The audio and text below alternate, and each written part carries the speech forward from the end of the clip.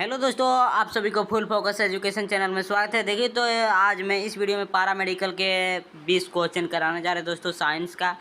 देखिए तो हमारे साथ वीडियो के अंत तक जरूर बने रहिएगा दोस्तों। पर आप लोग आते हैं और वीडियो पर क्लिक करते हैं और थोड़ा सा देखते हैं और चल जाते हैं, इसलिए नहीं आप लोग जानते हैं तो आप लोग कॉमेंट कीजिएगा कितना क्वेश्चन का आंसर आप लोग पहले से जानते हैं।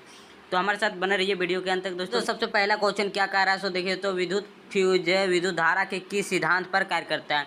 जो विद्युत फ्यूज होता है, जो हम लोग अपने घर में विद्युत फ्यूज लगाते हैं, आप लोग देखेंगे बोर्ड में विद्युत फ्यूज, एगो फ्यूज इस तरह का लगा रहता है, जिसमें फ्यूज रहता है, फ्यूज इस तरह का रहता है। जो इसको क्यों लगाते हैं हम लोग, तो इसको इसलिए लगाते हैं क्योंकि हम लोग का सारा परिपथ मतलब सारा वायर शॉर्ट ना हो जाए। अगर कहीं शॉर्ट होता है तो सबसे पहले क्या होता है, वो यहाँ पर जो वायर रहता है इसके अंदर फ्यूज के अंदर, वही वायर टूट जाता है।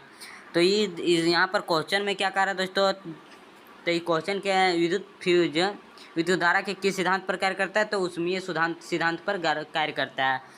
अगर ज़्यादा गर्म हो जाता है तो क्या होता है, सबसे पहले फ्यूज कट जाता है। उसके बाद देखिए दोस्तों नेक्स्ट क्वेश्चन क्या कह रहा है, किसी कुंडली का प्रतिरोध ज्ञात करने का सूत्र है। तो देखिए तो प्रतिरोध ज्ञात करने का सूत्र क्या है दोस्तों, ओम्स लोग के हम लोग को मालूम है। तो V बराबर क्या होता है, I इंटू आर होता है। अब देखिए I को इधर ले जाएंगे तो क्या हो जाएगा, तो R इक्वल टू हो जाएगा V बाय I। तो यहीं पर इसका राइट आंसर क्या हो जाएगा दोस्तों, देखिए तो कौन सा ऑप्शन हो जाएगा, तो बी नंबर इसका राइट आंसर हो जाएगा। उसके बाद देखिए तो नेक्स्ट क्वेश्चन क्या है, बैटरी के किस प्रकार की धारा प्राप्त होती है। बैटरी से किस प्रकार को धारा प्राप्त होती है, तो हम लोग को मालूम है बैटरी किस प्रकार की धारा प्राप्त होती है, तो डिस्ट धारा डीसी करंट हम लोग को प्राप्त होता है। और हम लोग के घर में क्या रहता है, एसी और डीसी दोनों करंट रहता है। इन्वर्टर से जोड़ा रहता है तो उसमें क्या आता है, डीसी करंट आता है, और डायरेक्ट लाइन से आता है तो क्या एसी करंट आता है उसमें। उसके बाद देखिए तो नेक्स्ट क्वेश्चन क्या है, दाढ़ी बनाने में किस प्रकार के दर्पण का उपयोग किया जाता है। तो दाढ़ी बनाने के लिए किस प्रकार का दर्पण उपयोग होता है, तो अवतल दर्पण का उपयोग होता है, कॉनकेव मिरर। और समतल दर्पण का क्या होता है, तो समतल दर्पण का भी उपयोग करते हैं हम लोग चेहरा देखने के लिए अपना घर में। उत्तल दर्पण का उपयोग कहाँ आता है, तो गाड़ी के साइड मिरर के रूप में उत्तल दर्पण का उपयोग होता है। उसके बाद ये तो नेक्स्ट क्वेश्चन क्या है दोस्तों, विभवांतर का एसआई मात्रक क्या है। तो विभवांतर का यहाँ पूछा है एसआई मात्रक क्या है, तो विभवांतर का एसआई मात्रक क्या है, तो वोल्ट है विभवांतर का एसआई मात्रक। एम्पियर किसका मात्रक है, तो विद्युत धारा का एम्पियर है। और कूलम किसका मात्रक है, चार्ज का है। और वाट किसका मात्रक है, तो शक्ति का है। और 1 वाट बराबर कितना होता है, 1 वाट बराबर कितना होता है, 1 जूल प्रति सेकेंड होता है। और 1 HP बराबर कितना होता है, तो 1 HP बराबर होता है 746 वाट। ये भी आता है बहुत ज़्यादा, ये भी सवाल आता है, 746 वाट होता है, याद रखिएगा आप लोग, ये भी क्वेश्चन आता है। उसके बाद ये तो क्या नेक्स्ट क्या है, प्रकाश के अपवर्तन के कितने नियम है। तो प्रकाश के अपवर्तन के कितने नियम है, 2 नियम है। और प्रकाश के परावर्तन के भी 2 नियम है, याद रखिएगा। इसका राइट आंसर हो जाएगा बी नंबर। उसके बाद देखिए दोस्तों क्या नेक्स्ट क्वेश्चन क्या है, 1 वोल्ट कहलाता है, 1 वोल्ट क्या कहलाता है, तो 1 वोल्ट कहलाता है 1 जूल, कौन सा हो जाएगा, 1 जूल पर कूलम हो जाएगा। इसका राइट आंसर बी हो जाएगा।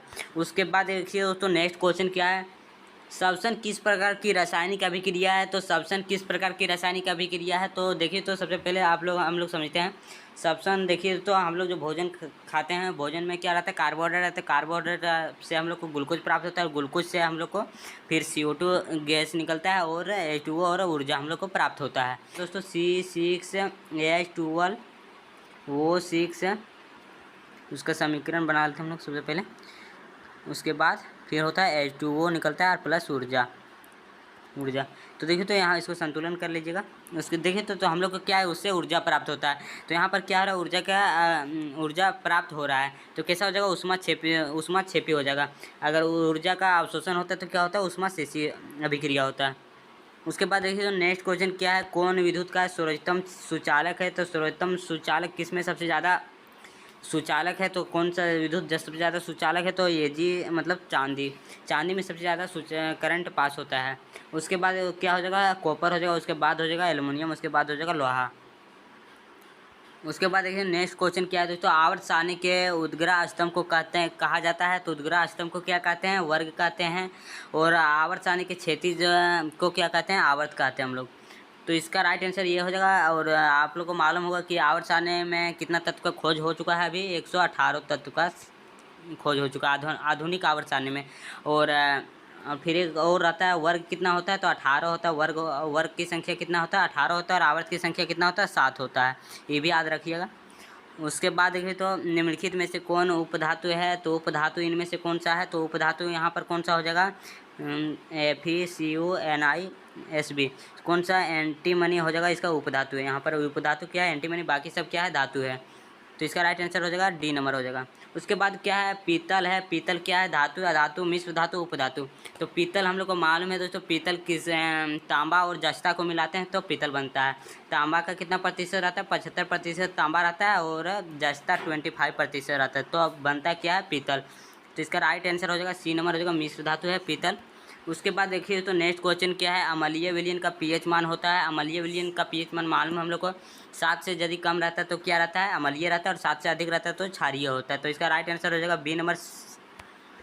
उसके बाद देखिए तो सरलतम से हाइड्रोकार्बन है, तो सरलतम हाइड्रोकार्बन कौन सा है, तो मीथेन है दोस्तों। और हम लोग को मालूम है मीथेन का सूत्र क्या होता है, तो मीथेन का होता है CH4 होता है। और ईथेन का क्या होता है, तो ईथेन का होता है C2H6 होता है। और प्रोपेन का क्या हो जाएगा, तो प्रोपेन का हो जाएगा C3H8 हो जाएगा। उसके बाद फिर ब्यूटेन का क्या होगा, C4H10 हो जाएगा। और इसका हम लोग एल्केन का सूत्र भी मालूम, आजकल आप लोग को मालूम होगा कि एल्केन का सूत्र क्या होता है, तो एल्केन का सूत्र होता है CnH2n+2 होता है। इसी सूत्र से हम लोग निकाल लेते हैं सारा। और एल्किन का क्या हो जाएगा, तो एल्किन में इसमें इसको क्या करेंगे, इस मिटा देते हैं इसको।